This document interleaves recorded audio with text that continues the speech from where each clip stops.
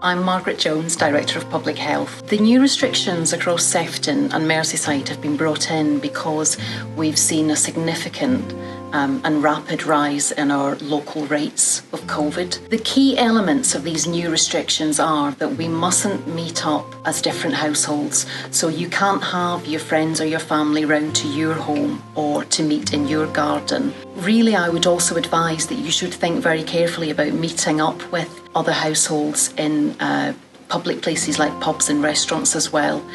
What's going to really help reduce the spread of the virus is if we can stop households mixing, because we know that that's where a lot of the transmission is happening currently. When you go out locally to pubs and restaurants, you'll find that pubs and restaurants are closing now at 10 p.m. and they won't open again until 5 a.m. in the morning. And again, that's about reducing the opportunities for transmission in the virus. Try to avoid using public transport unless you really need to use public transport to get to work. If you are using public transport, please remember to wear your mask and to wear it properly, to have it covering your mouth and your nose. That's really important. I realise that one of the big questions will be how do these restrictions impact on childcare? So it's important to remember that nurseries will still be open and people will still be able to use their childminders as they normally would. I know that people rely on family to provide childcare. That will still be allowed under these restrictions as well. So if you have family who provide care for children who are under 14, that can still go ahead. It's also important to remember that there are exemptions for other caring responsibilities.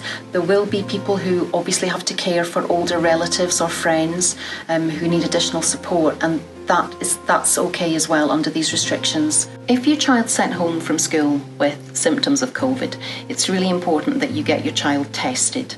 And if the test comes back positive, your child needs to stay at home for 10 days from the day that they first had symptoms. If the test is negative, they can go back to school. There's no reason for anyone else in the family to get tested unless they develop symptoms. If the child's positive, they should self-isolate for 14 days from the day that the child first had symptoms. Testing is still important, but you should only get a test if you have symptoms of COVID. So it's one of either a new or continuous cough, a high temperature, or if you notice a change in your sense of taste and smell, that's when you should have a test for COVID.